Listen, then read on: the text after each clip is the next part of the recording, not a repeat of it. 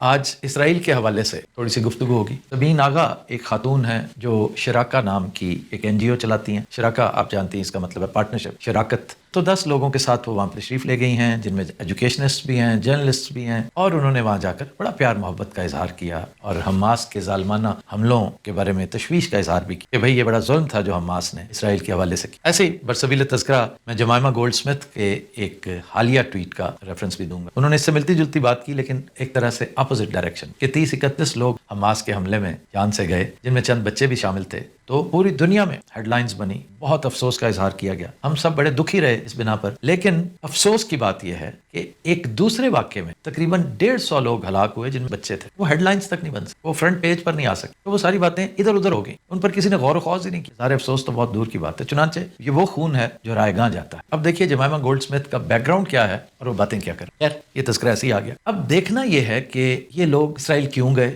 انہیں کیوں بھیجا گیا، اور یہ سب کچھ جو ہو رہا ہے، جو چیکر بورڈ آپ کے سامنے کھول کے رکھ دیا گیا ہے، جو بساط آپ کے سامنے سجا کر رکھ دی گئی ہے، گزشتہ 3-4 سال سے آپ دیکھ رہے ہیں پہم ایک چیز چلتی نظر آ رہی ہے۔ آخر اس میڈنس کے پیچھے میتھڈ کیا ہے، یہ سب کچھ کیوں ہو رہا ہے، یہ دوسرا چیپٹر ہوگا آج کی گفتگو کا۔ اور تیسرا جو انتہائی مختصر ہوگا پریشان کن لیکن بہت مختصر، میرے حساب سے انتہائی دلچسپ بھی، اور وہ یہ کہ اس پوری کارروائی کا انجام کیا ہو۔ تو آغاز کرتے ہیں انتہائی اصرار کے ساتھ گزارش سے کہ یہ وفد اسرائیل کیوں گیا، کیسے گیا اور کس کے ایما پر۔ اب خود سوچئے کہ ایک ایسا ملک جس کے بارے میں ہمارے پاسپورٹ پہ مینشنڈ ہے کہ پاکستانی شہری یہاں نہیں جا سکتے، خاص طور پہ اگر ان کے پاس صرف پاکستانی پاس، تو یہ کیسے ممکن ہوا، یہ کیوں کر ممکن، یہ تبھی ممکن ہو سکتا اگر اس کے اوپر اسٹیبلشمنٹ کا دستخط۔ اسٹیبلشمنٹ نے یہ ایکٹیویٹی آج سے شروع نہیں کر رکھی، پرویز مشرف کے دور سے یہ سلسلہ چل رہا ہے، اور Pervez Musharraf was very serious کہ اسرائیل کو تسلیم کرنے میں ایسا پرابلم کیا ہے، تو ہم نے اپنی نیشنل انٹرسٹ دیکھنی ہے، بھاڑ میں جائے مسلم ورلڈ، اگر کوئی نہیں کرتا تو نہ کرے، ان ادر ورڈز بھاڑ میں جائیں بیچارے فلسطینی بھی جو وہاں پر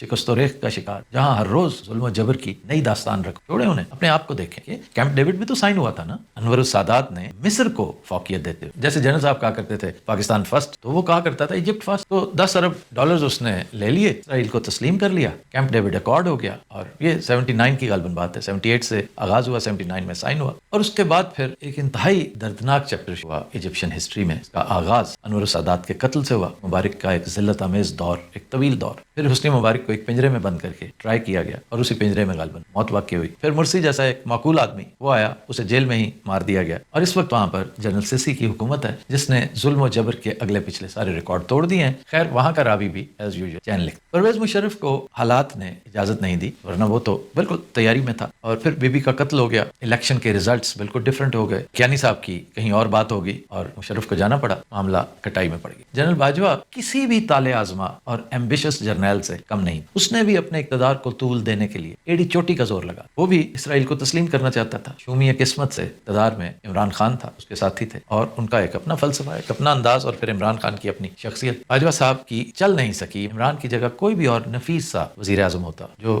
ان سے ڈکٹیشن بھی لیتا ہے، ان کی بات بھی سنتا، تو اسرائیل کب کا تسلیم ہو چکا ہوتا۔ بھارت کے ساتھ ہم بہت سارے ایگریمنٹس کرتے، فلسطینیوں کو اور کشمیریوں کو ہم ہوا کے دوش پر یا صرف خدا کے سارے چھوڑ کے فارغ ہو چکے ہوتے۔ لیکن خواتین حضرات اگر آپ غور کریں تو بے پناہ پلاننگ، اسکیمنگ، آئیڈیاز، تیاری، پریپریشن، اس کی ایک بیوٹی یہ ہے کہ سب کچھ دھرے کا دھرا رہ جاتا۔ جس طرح مشرف نے لانگ ٹرم پلاننگ کی، اسی طرح باجوہ صاحب نے بھی کی، اور ان کا بھی سارا کچھ دھرے کا دھرا رہ گیا، کیونکہ اب دوسرے جنرل صاحب کی کہیں بات ہو چکی، یہ بھی فارغ ہو گئی۔ ایک لمحے کے لیے یہاں پر یحییٰ خان کا تذکرہ بھی بنتا ہے کہ ایسٹ پاکستان میں جو کچھ ہو رہا تھا اس شخص کو پوری طرح اس کا ادراک تھا، وہ اور اس کے ساتھی 100% کنونس تھے کہ ایسٹ پاکستان پر کڑوا گھونٹ بھرنا پڑے گا، اس کو فارغ کرنا پڑے گا، اس سے جان چھڑانی پڑے گی۔ وہ جو کہتا تھا نا I know East Pakistan like the palm of my hand, وہ ٹھیک کہتا تھا، اینڈ ہی واز شیور کہ وہ کیا کر رہا ہے، ہی نیو ہز جاب کہ میں نے کرنا کیا، اور اس نے این اسکرپٹ کے مطابق کیا۔ یہ جو ایک تاثر ہے نا، یہ جو ایک گمان ہے کہ وہ نشے میں دھت پڑا رہتا تھا، اسے پتہ ہی نہیں چلا، ملک ٹوٹ گیا، ناٹ ایٹ آل، یہ اسی کا اسکرپٹ تھا، اور جو کچھ ہوا ایک ایک موو اس کے اسکرپٹ کے مطابق۔ مقصد کیا تھا؟ وہی جو باجوہ صاحب کا تھا، وہی جو مشرف صاحب کا تھا، اقتدار کو طول دینا۔ ضیاء الحق تو کامیاب ہوا، مشرف بھی بڑی حد تک کامیاب ہوا، ایوب خان بھی کامیاب ہوا، لیکن بالآخر معاملات چونکہ ختم ہونے ہوتے ہیں اپنے منطقی انجام تک پہنچے۔ یحییٰ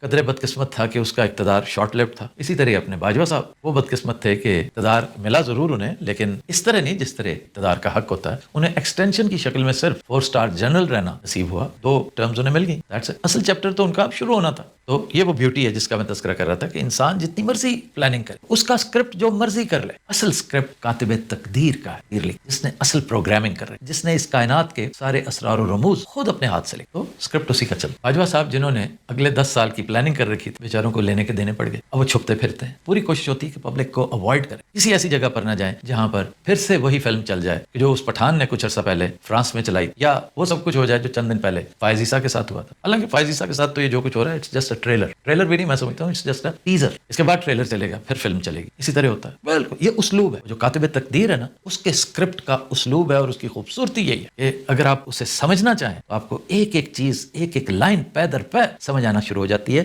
कि इसके बाद क्या होगा। अब आइए कि ये क्यों भेजा गया, ये इसलिए भेजा अमेरिका को ये गुजारिश की जाए कि भाई ये वो आखिरी तहाइफ हैं जो हमारी किटी में पड़े हैं आपकी खिदमत में पेश करने के। मतलब पहले तो हमने 1-2 कैदियों को नजराने के तौर पे पेश कर दिया, आपने शुक्रिया भी अदा कर दिया, एक गुडविल का माहौल भी क्रिएट हो गया, लेकिन ये तो कुछ भी नहीं। हम इससे बहुत आगे तक जाने को, हमारी एस्टेब्लिशमेंट के पास बहुत बड़ा इनिशिएटिव ये है कि वो इसराइल को तस्लीम करें, और उसी लॉजिक के तहत जो मुशर्रफ की थी, जो बाजवा की थी, बल्कि जो अनवर सादात की थी, your national interest comes first. तो अमेरिका से गुजारिश ये है कि भाई जो ही अरब कंट्रीज ने इसराइल को तस्लीम किया, हम एक लम्हा लगाएंगे and we will follow suit. आपको शिकायत नहीं होगी, और हम गुडविल के तौर पे आगाज कर देते हैं। आपने ये करना है कि ये जो हमारी वॉर अगेंस्ट टेरर है, इसमें हमें बेल आउट। अब सूरत हाल ये है कि बहुत कम लोगों को इस चीज का अंदाजा है कि चाइना यहाँ से ऑलमोस्ट जा चुका है, मामलात उसने वाइंड अप कर लिए हैं, बहुत से प्रोजेक्ट्स पे 3 हरफ भेज चुका है, हमें इनडायरेक्टली बल्कि बड़ी हद तक डायरेक्टली कह चुका है कि भाई तुम्हें देने के लिए पैसा मेरे पास एक नहीं है, मेरा बहुत सारा पैसा यहाँ पे जाया हो चुका है, मैं तुमसे बात जरूर करूंगा क्योंकि मेरी इन्वेस्टमेंट है यहाँ पे। तब तुम एक सीरियस पोस्चर में मेरे सामने आकर बैठोगे। ये कोई तरीका नहीं है कि मईशत तुम्हारी बर्बाद है, सियासी तौर पर तुम बहरे तलातुम में गौताजन हो, सिक्योरिटी चैलेंजेस तुम्हारे हद से तजावुज कर चुके, अपने कॉन्स्टिट्यूशन की शक्ल तुमने अजीब व गरीब बना ली है। तो इस तरह तो बात नहीं होती ना। जब तुम संजीदा होगे,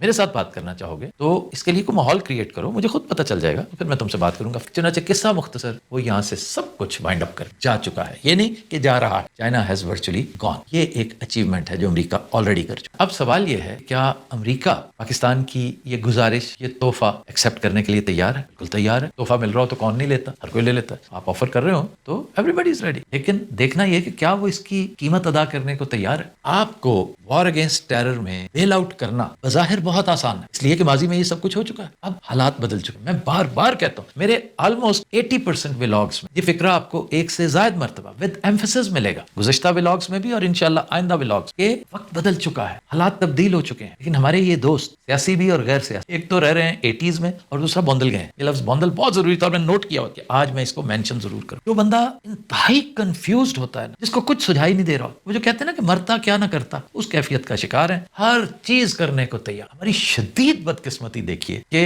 हमारी पोजीशन इस वक्त, अगर नेगोशिएशन टेबल किसी भी प्रोजेक्ट के लिए, किसी भी काम के लिए, किसी भी बड़े मिशन के लिए अगर टेबल सजती है, हम उस पर बैठते हैं बतौर फरीक, तो हमारी हैसियत ज़ेलेंस्की से भी कदरे नीचे। ये वजह है कि अमेरिका तोहफा तो कबूल कर सकता है, लेकिन उसके एवज जो आप मांग रहे हैं वो देने को तैयार नहीं। क्यों नहीं? That is $1 million. मेरे व्यूअर्स ये भी जानते हैं कि मैं एनालॉजी का इस्तेमाल, तमसील का इस्तेमाल बहुत करता हूं टू मेक यू अंडरस्टैंड। बहुत सारे दोस्त वो बैकग्राउंड नहीं रखते, तालीम के हवाले से पीछे रह गए, लेकिन कमाल यही होना चाहिए कि उन्हें भी साथ लेकर चलें। वो चीज जो एक डॉक्टर, इंजीनियर या रिसर्च स्कॉलर को समझाई जा सकती है, वो एक रेडीबान को भी समझाई जा सकती है। आप थोड़ा सा आसान करके मामलात को लाइटर वे में समझाएं तो एक हाउसवाइफ को भी समझाई जा सकती है जिसका कोई बैकग्राउंड। इसलिए मैं तमासील को बड़ी अहमियत देता हूं। चुनांचे गौर कीजिए कि 5 कैरेक्टर्स हैं, 5 कैरेक्टर, ये मैं तमसील बयान करना। एक है डोनाल्ड ट्रंप, उसकी एक साइड पे 2 लोग बैठे, एक है ज़ेलेंस्की और दूसरा है पुतिन। ज़ेलेंस्की और पुतिन के जो मामलात हैं वो ट्रंप ने रिजॉल्व करवाने हैं, बल्कि बड़ी हद तक करवा दिए हैं, और ज़ेलेंस्की वो सारा कुछ सरेंडर करने के लिए तैयार हो चुका है। जो वो नहीं करना चाहता था, जाहिर है बात चीजें with a grain of salt करनी पड़ती हैं, ना चाहते हुए भी जो लुकमा स्वालो करना पड़ता है उसे यही कहते हैं, to take with a pinch of salt